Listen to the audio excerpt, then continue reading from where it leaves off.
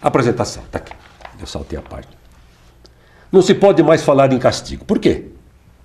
Não se pode mais falar com o filho alto com o filho. Hein? Não se pode mais dar tapa na bunda do filho. Não!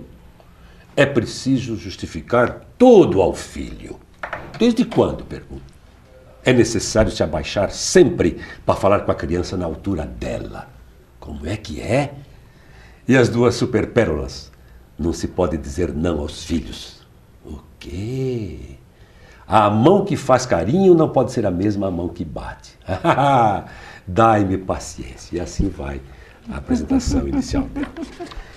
Logo no início você disse que o grande problema desses conflitos todos, né, que estão aí abundantes entre adolescentes, crianças e até adultos, né? Com certeza. Aliás, principalmente adultos. Adultos, né? é muito culpa dos pais. Exatamente. Que não estabelecem os clássicos limites. É. Então é isso aí. A proposta do livro é essa, quer dizer, é você mostrar que há uma hierarquia, você é filho, eu sou pai, eu sou mãe, você é aluno, eu sou professor, não é para misturar tudo. É isso mesmo, Denise? É lógico, não é? E daí, assim, é algo tão simples, mas que as pessoas têm um dom, né? Tem uma mania, infelizmente, né? Uma triste mania de tornar o simples complicado. Então, em qualquer lugar, há quem manda. E que obedece. E quem obedece. Aqui no estúdio, há quem manda, há quem obedece. Há uma ordem para esse programa acontecer agora. Há uma ordem na equipe lá dentro, aqui na câmera, aí na mesa, que aqui se não comigo. Funcionar bem, não sai programa. Exatamente. É uma ordem, existe uma hierarquia. Na minha clínica, é uma outra hierarquia. Na escola, dentro de casa, na escola, na sua casa, é um outro sistema. Só que hoje em dia as pessoas não querem se submeter a nada. E daí quando eu disse que agora, com essa troca nossa, sobre problemas com limites, principalmente, né, com os adultos, não apenas porque é o adulto que coloca o limite na criança, mas o adulto de hoje, ele não aceita limite em nada na vida dele. Limite em relação ao comportamento com o cônjuge, limite em relação ao patrão na instituição em que ele trabalha, limite numa regra, numa norma de trânsito, limite numa fila de boate. Então não é apenas a questão limite pais com filhos. Isso é uma questão que, como terapeuta infantil, enfoco no livro. Sim. Né? Só que, eu não digo assim mundialmente, mas no nosso Brasil atual, pelo menos, é uma infelicidade que nós vemos todos os dias, abrir o jornal, abrir uma revista, ligar um canal televisivo, a gente se depara com comportamentos com falta de limites entre os próprios adultos, né, numa sociedade. Você acha que nós saímos de uma educação extremamente dura, radical, de outrora? Eu fui uma das pessoas que viveram, pessoas da minha idade, pessoas um pouco mais novas, e viemos para um laissez-faire, agora tudo pode. Houve uma mudança radical e ninguém se preparou para isso, porque tudo bem que a gente tem a liberdade, uma liberdade conjugada, compartilhada, mas é preciso ter responsabilidade de ambas as partes, né? Eu vejo... Antes não podia nada, o aluno não podia nem se mexer, né? Sim. Com licença. Hoje o cara, você entra numa sala de aula hoje, com todos os respeitos que eu possa ter, você se confunde com o aluno. É isso aí. Confunde, mas não é que está na prática docente e está lá no meio deles, não. É que confunde mesmo porque o cara entra, sai, o professor... Não, o professor não tem mais aquela autoridade e se tem, os pais acham ruim. Não é um pouco da extensão da casa? Também, né? Porque... O molequinho está aí lá, está conversando só adulto, molequinho, nem molequinho não, adolescentão pula em cima do pai, vamos. Peraí, papai já vai, está conversando aqui com o nosso vizinho. Vamos logo, você prometeu, Peter, você não vai não. Eu fico com uma vergonha disso, eu fico. Exato, pelo outro, né? O outro. E ali tu dá essa geração de hoje. Ele mesmo nem se percebe, essa geração não se de hoje, é fácil você dizer, vale tudo. É isso mesmo, gente dizer. Eu vejo que o pessoal hoje, dos 30 e poucos, ou seja, da minha faixa etária, da minha geração, eu vejo que esse pessoal de hoje está acordando e tentando buscar o equilíbrio. Né? Nem no extremo e nem no outro. Bom, muito bom. E daí o que acontece? Como faltou o exemplo para eles mesmos como pais dentro de casa, então assim, eu quero buscar o equilíbrio, mas da onde eu pego esse equilíbrio? Né? Porque eu vou em um médico, o médico fala isso, eu vou no outro médico, ele fala isso. Uma professora fala isso, até às vezes outra professora fala isso. Terapeutas, Existem terapeutas a favor de limites. Existem terapeutas que não são assim tão firmes em relação a não há limites. uníssono no discurso, não? Não. É sempre uma...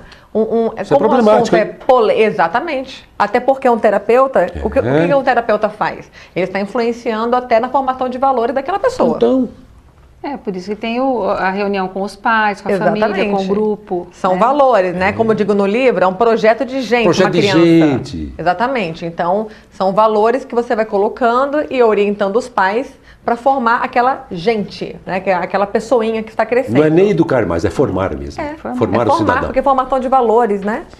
Querida então, Vera, às vezes, essa não imposição de limites, a mim me parece uma demonstração de amor errônea. Errônea. Exatamente. Exatamente. Parece que eles não têm muito aquela tempo. lacuna que fica, né? E compensando, né? compensam, não é? Que é um problema do mundo moderno, né? Exato. O excesso de capitalismo, ao contrário de Cuba, que daqui a pouco a gente conversa, né? Permita ser inoportuna a respeito Sim. disso. Li recentemente, e grandes executivas norte-americanas, mulheres com altos salários, que todo mundo sonha, tem gente saindo daqui para ir para a MIT, para chegar aí a Harvard, a Stanford, etc. Elas estão abdicando desse status com peso de consciência para acompanhar a educação do filho adolescente. Sim. Você acredita nisso? É verdade. Fica um remorso. Eu nunca vi meu filho, só trabalhar e estudar. Mas é muito comum a gente Então é ter compensação na mesmo. escola pessoas que chegam chorando. Ó, Mães, essa semana mesmo tive uma mãezinha lá, super querida, super bacana. Tô culpada, tô me sentindo culpada. Olha aí.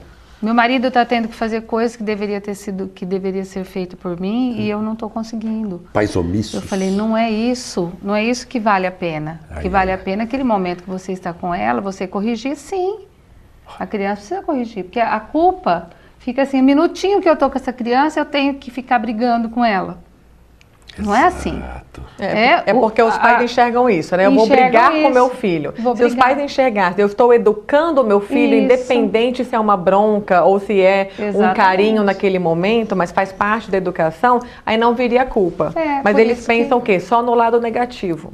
Foi né? o que eu falei. Desculpa a minha escuta, interrupção tola e indelicada, né, da questão da Vera, mas acho que você já respondeu, né? Quer dizer, os pais têm muita culpa em cartório nesse aspecto também. Né? Com certeza. Estão perdidinhos, Medo, estão né? perdidinhos, né? Medo Estamos de errar, perdidinhos, medo né? de errar, Medo, né? medo. Mas eu vejo assim, duas questões fortes do mundo atual, né? Pelo menos falando em Brasil. Quem sou eu para falar em termos mundiais, né? Mas pelo menos falando assim no nosso país mesmo. Primeiro, essa questão que eu citei agora do capitalismo. É um excesso de trabalho, não tem limite a carga horária que os pais querem trabalhar. Então, obviamente, consequentemente, menos tempo com os filhos. Só babá, babá, babá, escola integral, terapeuta que faça uma varinha de condão mágica que resolva tudo de repente. Sobra para vocês lá. Exatamente. Então, tem essa questão e tem a questão do seguinte ponto. A instituição família caiu. Hoje, uma família não quer dizer pai, mãe, filhos. Às vezes é mãe, avós, filhos. Olha só. Às vezes é pai, namorada atual, aí daqui a pouco pai, outra namorada, daqui a pouco pai, outra namorada. Aí vem mãe, padrasto, pai, madrasta, tia, não é mais aquele padrasto, aquela madrasta. Então, exatamente, E às além vezes daquele... é pai, né? Mãe, Exatamente, mãe. pai, mãe também, certo? Também. A questão também da produção independente também, que muitas mulheres estão partindo para isso hoje. Então, o modelo família também mudou. Adoção, tem mãe que não quer ter filho, ela Exatamente. prefere adotar? Sim. Então, o núcleo Não é mãe, familiar, que era pai, mãe, filhos, e no sentido de o casal, independente de ser hétero ou de ser homossexual, mas de ter comprometimento. Nós somos uma família, nós somos uma instituição e ponto final. Só que hoje, as relações afetivas, né, as relações íntimas, certo? Como casal, qualquer coisa, as pessoas terminam. Qualquer coisa, as pessoas Tem prazo de rompem. validade, Tem. né? Tem prazo de validade. Casa-se com né? prazo de validade. Isso. É. Troca de parceiro como troca de sapato. E não tem como reclamar isso, né? Área de produção, de E daí como é montagem, que tem, isso né? não vai afetar a mente da criança? Meu né? Deus. Então eu vejo que essa questão comprometimento em ser uma família mais estruturada, infelizmente hoje é algo meio que em extinção. Sua questão. Então, é exatamente isso que a gente está comentando, né? Os pais se sentem culpados por trabalharem muito. Na realidade, o mundo moderno, o pai tem que trabalhar muito mesmo. Hoje, uma fisioterapeuta que eu fui falou, eu trabalho 14 horas. Sim. E eu falei, ó, eu sou proprietária do espaço, mas eu também trabalho 14 horas. Não adianta a gente ser empregado ou dono, que virou tudo a mesma coisa. Não tem aquela coisa do horário. Sim. Aquele comprometimento. Então, as pessoas precisariam ter.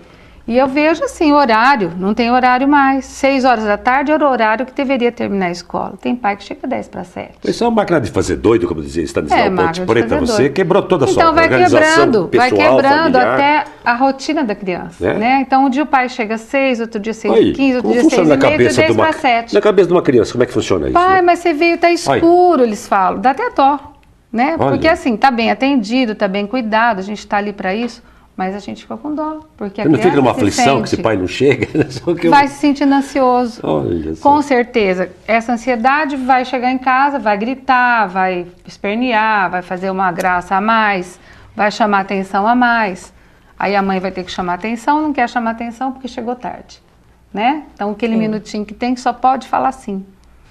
Aí é bem isso mesmo. Normalmente o equilíbrio familiar é a base, né? Exatamente. De uma boa educação. Você trabalha muito bem numa escola quando você tem o apoio da família.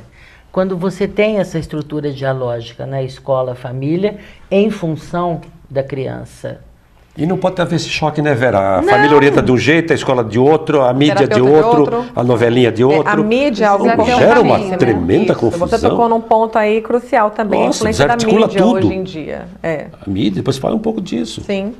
O modelo que a mídia nos dá é um modelo de ruptura. Ela não põe nada melhor no lugar, às vezes. Isso que a Vera falou. Contestação. Isso que a Vera falou é crucial, a questão da família. Mesmo lá na clínica, né? Quando os pais me procuram, faço a avaliação da criança, e eu digo o seguinte: para o trabalho andar, né? A criança tem 1 ou 2 sessões por semana e os pais têm uma sessão em média de orientação mensal. Às vezes tem mais sessões, às vezes tem menos sessões, mas é necessário a orientação com os pais. Se eu vejo, né, que eles dão conta do progresso que precisam dar, como pais, dentro de casa, apenas com a orientação, ok. Se não, se é necessário que eles tenham um processo terapêutico próprio, então é necessário um encaminhamento também. E daí os pais que realmente têm interesse na saúde mental, na saúde afetiva dos filhos e do próprio casal, porque todo o lar se beneficia, né? Eles vão atrás. E é muito bonito o processo, quando a gente vê que a família de fato se importa e de fato vai atrás. E daí a transformação é muito bonita. Mas para isso tem que ter humildade. Humildade para enxergar, para querer enxergar os próprios erros, né? Verdade. O livro, ele é rico em intertextualidade. Há citações aqui de grandes pedagogos, suíços, Jean Piaget, Vygotsky, mais recentemente. E ela pega aqui um fragmento que eu gostei muito. O suíço Jean Piaget, um dos mais famosos estudiosos do desenvolvimento infantil no século XX, portanto, século passado, dizia que a principal finalidade da educação é levar a criança a desenvolver autonomia. Autonomia. Olha só. É um problema hoje. Esse negócio de levar o filho depois de marmanjão na porta da faculdade, tá certo que hoje tem problema da segurança, tudo. Mas eu achava o máximo, eu morava em São Paulo, lá em 1980, 80 e pouco. Eu vi uns garotinhos saindo daquelas escolas ali, do metrô, com a sacolinha nas costas, pegando o metrô sozinho. Não havia tanta violência como há hoje. O pai se preocupa com isso, a escola também. sem dúvida. Eu achava tão lindo, os menininhos lá, entrava direitinho, sentava, plim, descia, plim. Hoje o cara vai... Até a escolha do vestido de noiva, a família tem que fazer um julgamento. Isso não é autonomia, né? Estamos educando para quê? Para dependência? A escola educa para dependência, para mercado de trabalho, para ser útil não sei o quê? É isso? Mas não, vamos dizer assim, você falou sobre vestido de noiva, mas existe uma situação muito constante, muito comum mesmo, que é os filhos de 30, 40 anos que juntam a roupa suja em casa e levam para ser lavada na casa da mãe. Aí. Não é comum. Não tem a capacidade de colocar dentro de uma máquina de lavar roupa e pendurar a roupa no varal. Tem a dó. Então, essa situação, por exemplo, é muito constante. E os pais que permitem essa dependência, mas é só a roupa. Não é só a roupa. Geralmente são vários pequenos itens no dia a dia. Eles não estão percebendo que estão criando até os seus filhos adultos mesmo inseguros. E depois, se esses filhos adultos não conseguem se fixar em um relacionamento adulto com maturidade, não entendem o porquê. Claro, mas não atingiram a idade adulta de fato. E atingir a idade adulta cronologicamente falando. Não, e ainda quando conseguem, criam os filhos dependentes, né? Parece que queria o filho com o pai, né? O pai e a mãe queriam. Filho, o menino entra na Unicamp, mas tem um curso aqui igual. Ele queria ir embora. Eu sempre quis sair de casa, acho ótimo essa experiência rica de você ser um cidadão do mundo. Não é? Claro. O pai faz de tudo, a mãe faz de tudo para dar um presente, dar um carro para ele ficar pertinho dele. É outra falha brutal. Às vezes o adolescente passa em outras faculdades e ótimas não faculdades. Pagas, né? E prefere pagar aqui. Dar segurança aos para pais. ficar na cidade. Isso é complicado. Nós vamos fazer nosso intervalo, vamos passar o tempo, né? Nós estamos conversando com a autora desse livro, que é a Denise Dias, terapeuta infantil, viu, gente? Depois vai dizendo de achar esse livro. Esse livro foi muito bem procurado, bastante lido. Tapa na bunda, né? E ela vai explicar agora na sequência, pelo menos uma pergunta que eu quero fazer. Quando é que entra esse tapa na bunda? Né? Opa! E o que ele significa? Fica firme aí, voltamos já.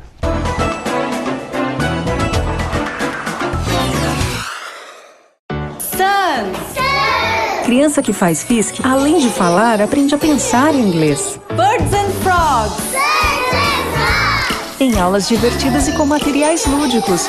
Traga seu filho para FISC.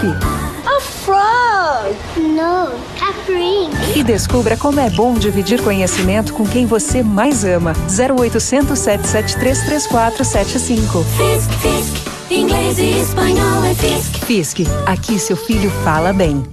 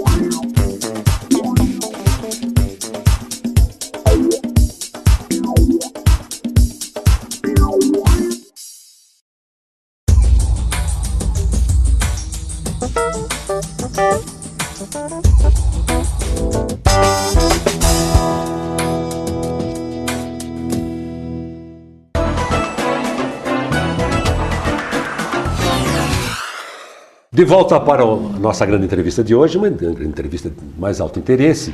Vocês viram que na semana passada também o doutor especial aqui falou sobre doenças, dor de cabeça, essa enxaqueca. Foi muito gostoso o papo dele. E esse aqui não fugirá à regra. Estou recebendo prazerosamente, para ajudar na entrevista, a professora Vera Hanna e também, eu sempre esqueço o sobrenome. Márcia Pádua. A Márcia Pádua. Ai, meu Deus do céu, é o branco da idade, né? Tanto no cabelo como no cérebro. Meu bem, você fala em hierarquia, fala em autonomia, né? Em determinado momento você fala que nós estamos criando monstros. Exato. E dá o exemplo do Frankenstein. É. O que é isso de criar monstros? Por que estamos criando monstros? Vamos lá. São aspectos do seu livro que eu estou pensando, assim, às vezes você prefere falar no conjunto, né? Porque veja bem, existem ações e ações, né? Você pode cometer algum erro, algum deslize como cidadão, você pode, eu posso, meus pais, todo mundo. Agora, dependendo do ato cometido, que é o tipo de ato como que aconteceu aqui em Ribeirão Preto, e eu não tenho problema em falar isso, porque eu estava na manifestação no dia do ocorrido. O menino que foi lá. Isso. Que coisa triste aqui. Isso. Então, dependendo do ato ocorrido, né, a comoção pública que uma pessoa consegue gerar numa população... Você estava lá, Denise, ali pertinho? Exatamente. Corri junto. Então, dependendo da atitude humana, a gente não consegue pensar que é algo que foge aos padrões de erros comuns.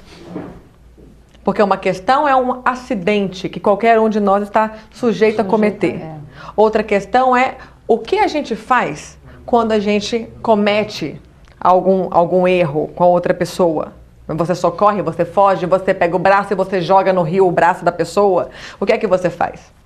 Outra questão é quando você tem a chance de não fazer e mesmo assim você faz, né? Porque você se acha o quê? Né? Invencível. Olha aí. Eu digo assim, que eu não tenho problema nenhum em falar isso mesmo. Então, assim, sobre essa pessoa principalmente. É o que eu chamo de sentimento de super-homem. Né? Acho que tudo pode tudo, é poderoso, Exatamente. Primeira classe, eu sou bom. Isso. E isso foi Vocês são apenas vocês, em sai Ribeirão, daí que eu mas tô o com Brasil pressa. está cheio disso e o mundo está cheio disso também. Meu cheio de Deus. pessoas aí com sentimento de super-homem.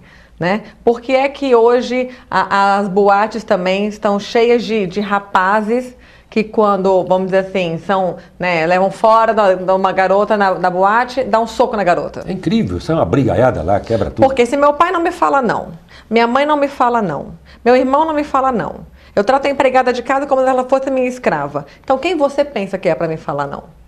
Olha aí. Com certeza. É um monstrinho mesmo, né? Exatamente. É um né? monstrinho. Exatamente. Então, por que que nós temos hoje criança nas escolas apontando o dedo na cara dos pais, na cara dos professores? Batendo em professor. Na cara dos professores. Porque as crianças também estão vendo os pais entrando nas escolas e apontando o dedo na cara do diretor. Olha aí. Isso acontece em qualquer escola.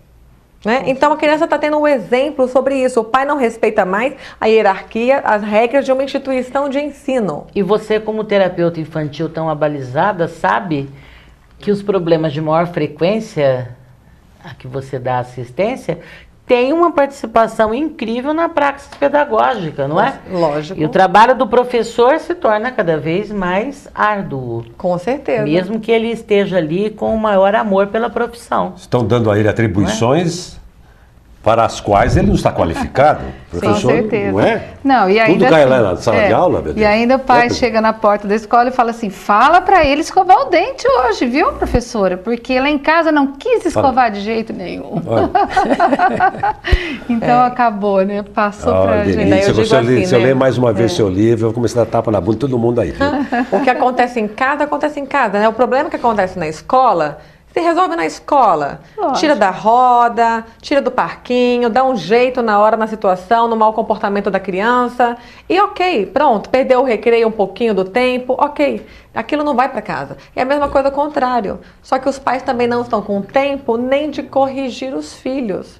E, por um lado, eu pensei aqui um pouquinho a questão do capitalismo, mas por outro lado, o que o mercado de trabalho exige hoje não exigia 20 anos atrás também. Né? Então hoje a gente deveria nascer já sabendo falar 2 línguas a mais, pelo menos. Então hoje o mercado de trabalho está tão exigente que os pais também sabem que eles também precisam começar a preparar seus filhos muito mais cedo também. E daí a criança perde a infância. Você tem toda a razão. Eu tenho a seguinte impressão. Já foi mais fácil ser pai e mãe, porque Sim. o olhar do pai e da mãe, minha mãe gostava muito, religiosa que era, né, já falecida, dentro daqueles terços das casas do interior. E eu ia por causa do licor que era servido depois do terço. O licorzinho de jabuticaba da dona Maria. Eu vira lá que era uma graça, né? Eu ficava só de olho. A hora que acabava aquela rezaiada toda lá, eu falava, é um licorzinho. O dia que não vinha licor, eu ficava tão frustrado, se não deprimido. Mas bastava um olhar, não é, ficar quietinho aí. Não saía, você não saía, não precisava gritar, não precisava chamar atenção, não precisava puxar pro braço. Você entra no supermercado hoje, o molequinho vai lá, derruba tudo, passa na frente, mexe no caixa, dá um tapa na moça do caixa. E o pai acha legal, diz que é assim mesmo. Eles são Os poucos pais que tentam. São mal educados, isso E o sim. mais triste disso tudo, Cassônia, é que os poucos pais que tentam corrigir os filhos que se comportam São mal no censurados. supermercado, sempre há algum adulto ao lado para olhar para ele censurando. Censurado, verdade. Falando... E daí o pai fica assim, eu quero corrigir o meu filho, eu não quero que meu filho destrua o mercado, só que a pressão social na hora, a intromissão social também, deixa o pai inseguro para agir. E às vezes o agir não quer dizer ser agressivo com o filho, quer dizer apenas dar uma bronca na criança, chamar a atenção da criança. Né? Só que sempre há o julgamento alheio. E isso influencia também, é lógico. Márcia, só uma observaçãozinha aqui, porque nós gravamos o programa segunda-feira passada. Sim. E eu abro o jornal Cidade e corro na coluna do Júlio Chiavenato e encontrei lá texto chamado Infância Perdida, onde ele fala das mudanças que aconteceram e ninguém percebeu, e cada vez pior, no sentido da educação, etc, etc. E ele encerra o texto dele, Infância Perdida, aspas, embora alguns moleques empinem papagaios e meninas brinquem de boneca, a infância está fora de moda. É isso aí. Olha que tirada. Agora nascem adultos. Tornam-se adolescentes e jamais chegam à maturidade. Parece que ele leu seu livro. E nós sabemos que todo adulto equilibrado foi uma criança feliz. Certamente. Eu sei que o meu equilíbrio vem de uma infância muito rica, não em termos financeiros, mas de diálogo com o pai. Meu pai nunca deixou, podia ter o maior fiscal dentro da loja, ele ia para casa para almoçar conosco, jantava Que conosco, bacana. Olhava nos esquecia olhos. os problemas, Que bacana. olhava nos olhos, ensinava. Ensinava. Até na alimentação, né, Exato. Vera? E eu sem canso de ver dúvida. artistas, atrizes, atores, gente bem-sucedida no mundo da comunicação dizendo, olha, meu pai foi muito duro com a gente, mas graças a Deus. Eu não fui para droga, eu não fui não sei para quê, Não eu é? fui lá, eu aprendi a respeitar as pessoas e hoje sou um profissional Isso. de respeito. Aí assim é possível se Caramba! tornar uma pessoa com problemas normais. Né? Com problemas Dentro, adequados. dentro dos parâmetros, né? Dentro dos parâmetros. É legal? E eu já Exato. ouvi um ator outro dia dizendo que os pais tinham sido omissos, Oi. que eles deixavam tudo. Contrário. Que às vezes ele ligava da casa de um amiguinho e dizia, estou aqui na casa do amiguinho, posso almoçar? Pode. Posso jantar? Pode. Pode dormir? Pode.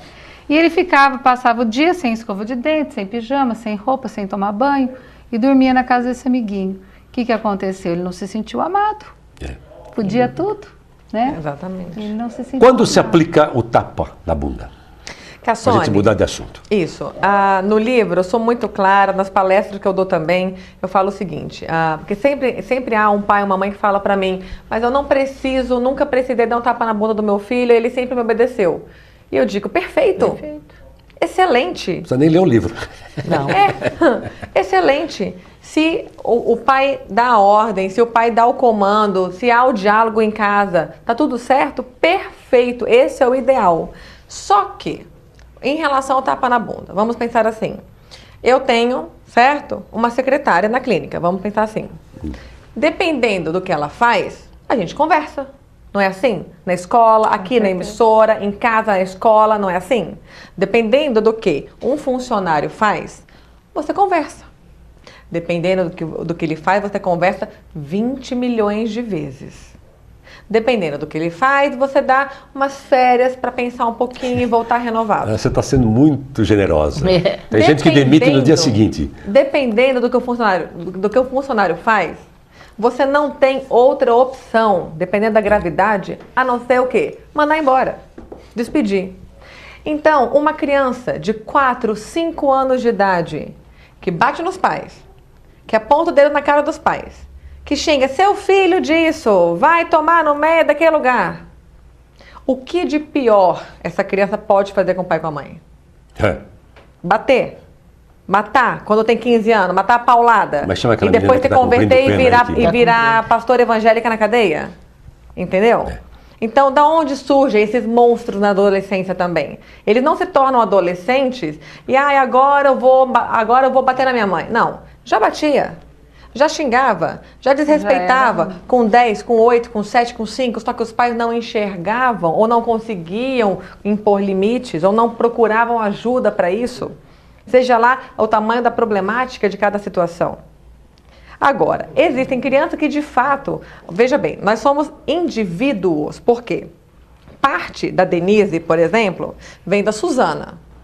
Parte do Tarcísio. Mãe e pai. Pai e Isso. mãe. Parte da época em que eu nasci. Você é brasiliense, né? Sou brasiliense. Ah, Terra de Legião Urbana. isto. Renato Russo. Opa, no sangue, adoro. Então, parte vem do nosso meio cultural da época em que vivemos, certo? E parte é meu. Por isso que nós somos indivíduos. Parte é meu. Então, há crianças que a mãe dá uma ordem, dá uma bronca, chama atenção, acata. Na primeira ou na terceira. E há crianças que não. E isso todo mundo aqui sabe muito bem. verdade. Há crianças que né? A mãe chamou atenção, a mãe deu bronca, a mãe colocou no cantinho para pensar, a mãe tirou o videogame, tirou um drive-thru de fast food, a mãe tirou o cinema, tirou um parque de diversão, tirou o aniversário. E a criança não, pede mais, pede mais, pede mais. O que é que sobra para essa mãe fazer? Não, chega para lá. E o que seria o chega pra lá? É um tapa na bunda. E qual é o problema de um tapa na bunda? Nós não estamos falando de espancamento. Sim. Até porque toda vez que sai alguma matéria, né, entrevista, pesquisa e sai nos programas, toda vez volta essa questão toda em cima de mim. Todas as vezes que fazem pesquisa com a população no Brasil, certo? Sempre o índice, uma vez foi na Datafolha, o índice é de 95% da população brasileira sabe muito bem o que é uma palmada e o que é um espancamento. Até uma música, o tapinha não dói, não foi? Até porque se uma palmada for equiparada a uma surra, então um copo de cerveja tem que ser equiparado ao alcoolismo. Qualquer pessoa, qualquer adulto equilibrado sabe muito bem o que é um tapa na bunda do filho e o que é espancar uma criança. Se tudo vai ser igual, então agora todos nós aqui no estúdio inteiro somos alcoólatras. O que eles argumentam, dizendo que pode ser um sinal de violência também, o tapa na bunda, que pode predispor a uma prática rotineira. Bater uma vez, bate outra, a próxima vez tem que bater mais forte. É um pouco disso que eles argumentam também, Denise. Mas você também não acha que é uma inadequação, uma leitura inadequada, uma decodificação desvirtuada do seu texto? É uma distorção. Exatamente. Por isso que eu estou falando você aqui é muito clara quando coloca a palmada educativa. E exemplifica toda hora. E exemplifica. E todos os pais sabem o que é essa palmadinha educativa. Eu vou dizer, tem gente que não leu o seu livro, crítico aí, já tem um conceito formado a respeito, uma postura educacional, já imagina, isso aqui está fora de possibilidades. Eu costumo fora dizer, do estatuto. Eu costumo dizer que para a gente criticar alguma coisa, para a gente falar mal de alguma coisa, lógico. a gente tem que conhecer tanto quanto quem fala bem, pesquisa, para ter fundamento naquilo. Claro. Mas é isso aí, né? Se a criança está pedindo 3, 4 tapas na bunda durante o dia todo, esse indivíduo está realmente precisando do tapa na bunda, né? Vai fazer bem para ele, provavelmente. Vamos Quer conversar. mais alguma coisa sobre o livro? Já podemos passar, porque o tempo está correndo. Como diz o Golfeto, o tempo ruge. Não ruge. Eu acho que é isso mesmo.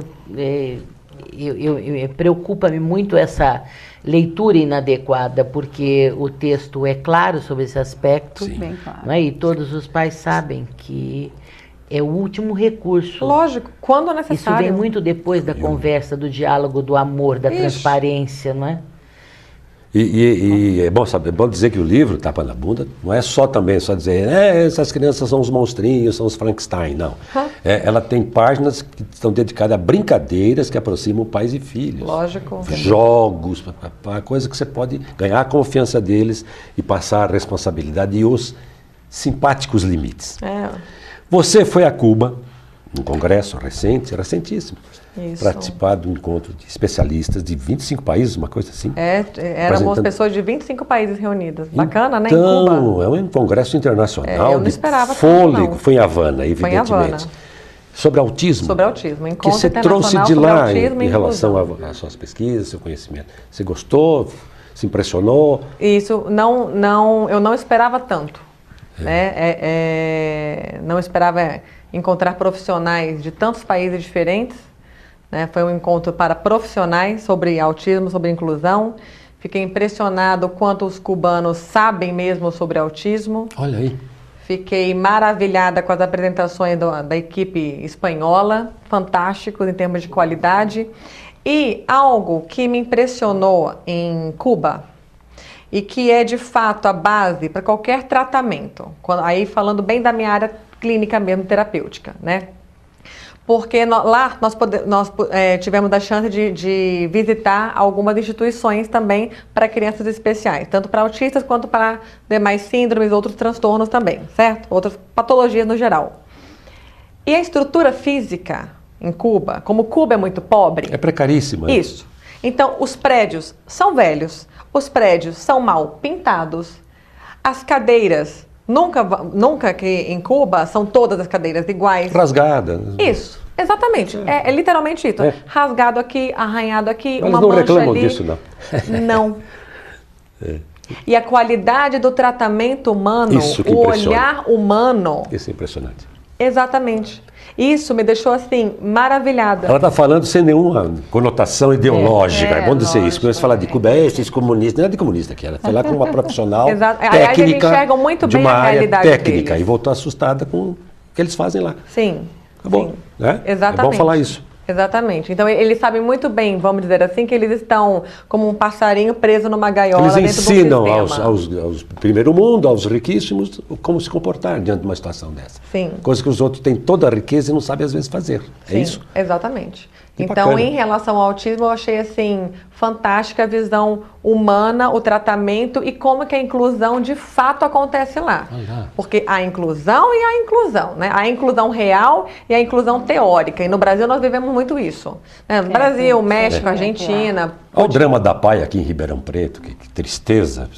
Vamos fazer doação para salvar a PAI. É uma coisa triste demais. Isso é uma coisa desumana, né? Que deveria ser Né? incluído na sociedade. Ah, tenha todo dó. mundo já... Sim, tem que ficar, né? Mendigando. Exatamente, Mendigando. né? Insistindo aí por É triste. participação de 10, 15, 20 reais de cada um, por conscientização. Né? Algo que me impressionou em Cuba, qualquer taxista que me levava para o congresso, qualquer camareira que perguntava para mim o que eu estava fazendo em Havana, quando eu dizia que eu estava lá para o encontro sobre autismo, todo mundo lá sabia o que é autismo. Tá vendo? Porque a população realmente é educada em termos, tanto em termos escolares, quanto em termos de comportamento. Porque Cuba, socialista, comunista, um país pobre, eu não me senti molestada em momento algum.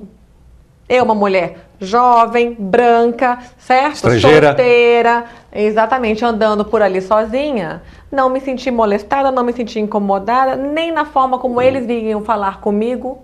O Júlio Cavenato conta uma história, ele ia muito a Cuba e vai, né? Até por questões que ele gosta também, ideológicas. Ele disse que uma vez ele esqueceu uma máquina, que ele guardou dinheiro a vida inteira para ter aquela máquina. Esqueceu um determinado local lá, visitando um local turístico lá. Aí ele, quando chegou, ele falou, meu Deus, minha máquina voltou. Quando ele voltou, a máquina estava lá. Estava lá. Pois é. Ele fala isso. No Brasil, se você bobear no metrô, você fica sem a roupa. Tá Sim. delicada a coisa. Né? Eu estava em um restaurante e daí eu tinha a minha bolsa e uma sacola com outras coisas, uma sacolona. Aí. Eu saí só para olhar a esquina do restaurante com a minha bolsa e deixei a sacola lá porque eu já iria voltar. Mas eu sabia que eu só ia dar uma espiada e que eu já voltaria. As pessoas do restaurante não sabiam. Então, quando eu me levantei e fui até a esquina do restaurante, uns 3, 4, a sua bolsa. Olha só. Né? Como que diz, não esqueça a sua bolsa. A senhora está deixando a bolsa aí. Exatamente, né? E daí assim... Não porque vamos roubar, mas é porque a senhora esqueceu uma coisa Isso, importante para a senhora. Exercício de cidadania. Cidadania mesmo, né? E Preocupação daí com o outro, a gente né? pode até fazer um link na questão a ausência de criminalidade em Cuba com a questão da punição, que lá existe a punição de fato. Ixi. Igualzinho no Brasil, né? Igualzinho no Um Brasil. tal de mensalão aí que vai completar. Exatamente. Então lá, todos eles falaram para mim, se alguém roubar a sua carteira, se for pego, de fato vai ficar 2, 3, 4 anos na cadeia. Por causa de uma bolsa, por causa de uma máquina fotográfica, por causa de um passaporte que roubou e que nunca vai usar, por causa de uns dólares lá, de uns cookies, que é uma moeda pro turista, certo? Então não compensa. E daí você vê também a mentalidade da punição até no assunto em relação à família também. Olha Então só. como que para uma sociedade viver de fato de forma digna, é necessário que haja punição quando alguém comete, né, Sim. uma infração. As Seja dentro regras de casa, estão seja aí. na escola, Verdade. não interessa, mas a punição é algo necessário, assim como a premiação. Só que as pessoas, mais uma vez, como eu comecei no início do programa hoje, complicaram algo simples. É algo tão simples, não é? Se você se comporta bem, você tem um prêmio. Qual é o prêmio? O seu nome bem falado, um carinho, um beijo, um abraço, um convite para um jantar. O respeito das pessoas. O respeito, pronto, esse é o prêmio. Tá Os caras tudo bem. ladrão, os caras não sem vergonha. Assim. Coisa triste isso, né? Isso. Política é tudo sem vergonha. Não é possível uma democracia você falar um negócio desse, né? Não é? É que se fala, né? Aliás, só para não fugir disso, qualquer estrangeiro que eu encontrava, todo mundo me perguntou sobre as manifestações no Brasil. Ó. Eu achei isso assim maravilhoso. E eles estão por dentro, hein? Exatamente. Então atingiu mesmo. Pois não, Denise, Vera. eu queria que você falasse um pouco sobre a sua proposta de trabalho com reciclagem que você apresentou lá bacana. e que você caracterizou como muito importante, assim, mundialmente, né? É isso mesmo. E como é que foi a receptividade? Foi jóia, graças a Deus foi Bacana. tudo bem.